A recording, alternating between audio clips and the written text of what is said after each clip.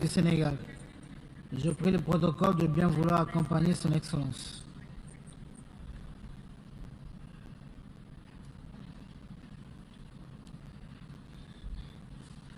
Au nom de l'Assemblée générale, j'ai l'honneur de souhaiter la bienvenue à son Excellence M. Macky Sall, président de la République du Sénégal, et je l'invite à prendre la parole devant l'Assemblée.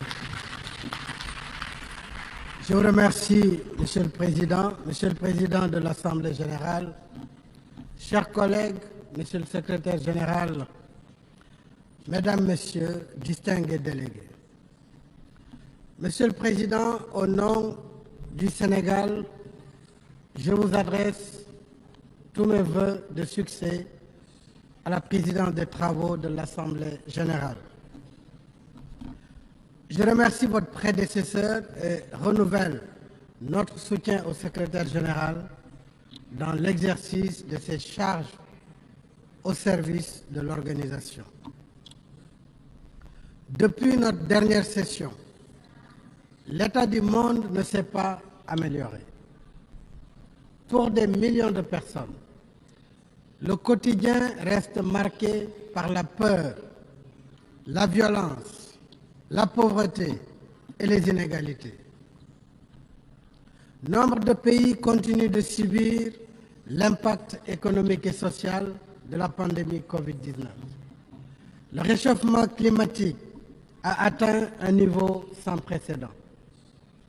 La tragédie de l'immigration clandestine nous rappelle la nécessité de mettre en œuvre le pacte mondial pour des migrations sûres et ordonnées, régulières, et de poursuivre sans relâche la lutte contre les réseaux criminels qui organisent ce trafic illicite d'êtres humains. Une guerre de haute intensité fait courir à l'humanité le risque d'une catastrophe majeure. En Afrique, la résurgence des coups d'État reste un sujet de grave préoccupation. Le Sénégal réitère sa ferme condamnation de toute forme de changement anticonstitutionnel de gouvernement. L'urgence de l'heure, c'est aussi le terrorisme qui continue de gagner du terrain en Afrique, sans réaction appropriée du Conseil de sécurité. À maintes reprises, notamment lors de son mandat au Conseil en 2016 et 2017, le Sénégal a alerté sur l'inefficacité des opérations de maintien de la paix en Afrique, dont les mandats et les équipements ne répondent guère à la nature des situations. Il n'y a pas de paix à maintenir là où il s'agit plutôt de la restaurer en combattant des groupes armés qui pillent et endeuillent au quotidien les populations innocentes, occupent des territoires entiers et menacent des États dans leur existence. Les péripéties tumultueuses de deux missions de paix actuellement en Afrique sont édifiantes à ce sujet. En conséquence, le Sénégal invite à nouveau le Conseil de sécurité à assumer pleinement ses responsabilités dans la lutte contre le terrorisme en Afrique en vertu du mécanisme de sécurité collective prévu par la Charte. Dans le même esprit, nous appelons à la désescalade et au règlement pacifique de la guerre en Ukraine. Nous renouvelons notre soutien au droit du peuple palestinien à un État viable, coexistant pacifiquement avec l'État d'Israël, chacun à l'intérieur de frontières sûres et internationalement reconnues. Monsieur le Président, le thème de cette session nous rappelle que l'idéal à la base du multilatéralisme, c'est de créer et promouvoir entre les pays des relations confiantes, solidaire et inclusive. Le Sénégal reconnaît les services appréciables que le système des Nations Unies et celui de Bretton Woods rendent au pays depuis près de 80 ans. Mais nous savons tous que le système multilatéral, héritage d'un passé révolu, est devenu obsolète. Or, comme l'a justement alerté le secrétaire général Antonio Guterres, un système qui continue d'ignorer les réalités de son temps et les besoins de plus de 3/4 de ses membres accentue les inégalités, génère les conditions de sa contestation et provoque le risque de sa fragmentation.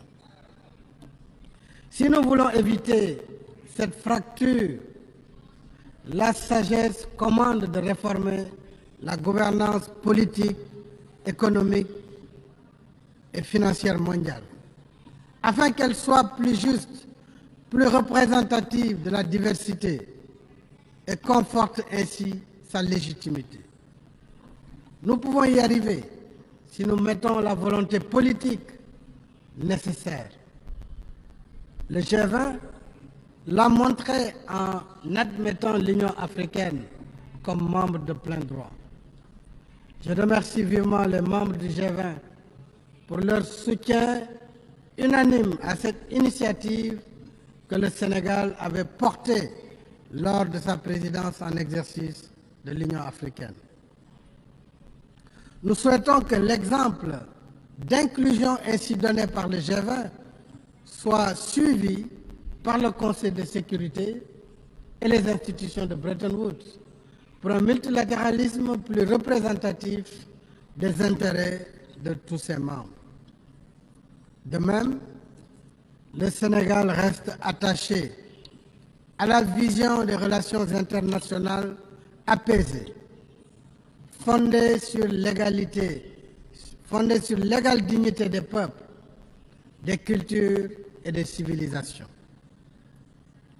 Le 31 octobre 1961, soit un an après l'indépendance de notre pays, le président Léopold Sédar Senghor expliquait ici, sur cette vision, par ces mots, et je le cite, « Une civilisation particulière ne saurait s'imposer seule sans dresser contre elle la majeure partie de l'humanité. » Fin de citation.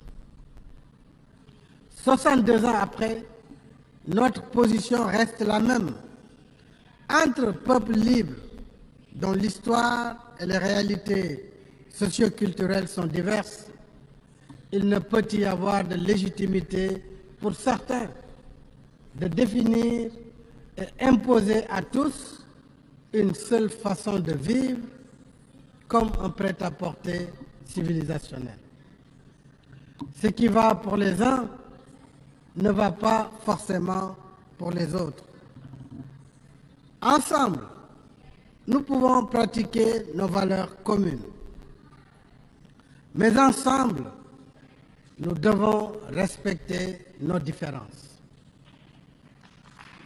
Voilà pour le Sénégal ce qui doit forger un universalisme revitalisé, plus ouvert et plus efficace dans la prise en charge des défis de notre temps.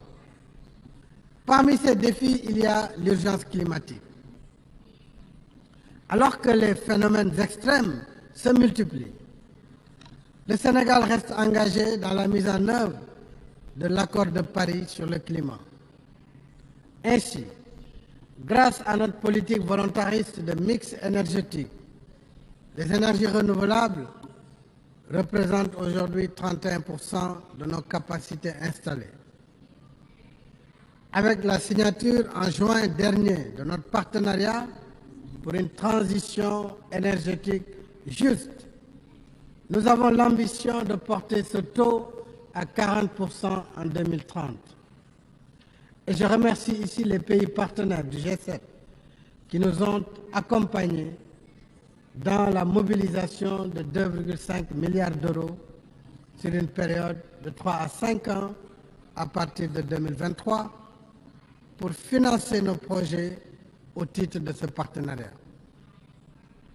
Nous poursuivons en même temps la réalisation d'infrastructures sobres en carbone et résilientes au changement climatique, dont 2 projets de système de transport de masse, un train express régional et une ligne de bus rapide transit, tous 2 électriques. Avec l'exécution de nos projets nationaux et continentaux, à l'image de la Grande Muraille verte, nos pays sont clairement engagés dans l'action climatique à la hauteur de leurs moyens. Il reste que, pour l'essentiel, les projets verts en Afrique sont financés par recours à la dette commerciale, alors qu'ils devraient être soumis et soutenus par la mobilisation des 100 milliards de dollars par an convenue depuis la COP 15 en 2009 pour financer l'action climatique. La justice climatique voudrait qu'un continent qui contribue pour moins de 4% des émissions et qui en souffre le plus ne soit pas condamné à s'endetter pour réparer et prévenir des dommages dont il n'est point responsable. Le Sénégal est pour une transition énergétique juste et équitable, tenant compte des besoins spécifiques de nos pays, y compris l'accès universel à l'électricité, dont plus de 600 millions d'Africains restent encore privés. Alors, si nous voulons que la COP 28 soit le rendez-vous des promesses tenues, faisons en sorte que les financements annoncés soient disponibles et accessibles selon des procédures et modalités simplifiées et transparentes. Monsieur le Président, chers amis, le 25 février 2024 se tiendra l'élection présidentielle sénégalaise. Comme les précédentes, elle sera démocratique, libre et transparente. Et le 2 avril, je passerai le pouvoir à mon successeur, après 12 ans à la tête de notre pays. Je voudrais remercier ici les pays membres de notre organisation pour leur amitié et leur collaboration. Porter la voix du Sénégal, nouer et entretenir des amitiés dans ce concert des nations où s'harmonisent nos efforts communs vers nos fins communes aura été un grand honneur pour moi. Au nom du peuple sénégalais, je voudrais dire ma gratitude à tous mes collègues, en les priant d'accueillir mon successeur avec la même amitié et la même considération. Je garderai pour tous les mêmes sentiments d'amitié et d'estime cordiale. Je suis confiant que la tradition sénégalaise d'ouverture et de dialogue, mon successeur sera fidèle aux relations d'amitié confiantes qui unissent notre pays et tous les membres des Nations Unies. Mesdames et Messieurs, je vous remercie de votre aimable attention.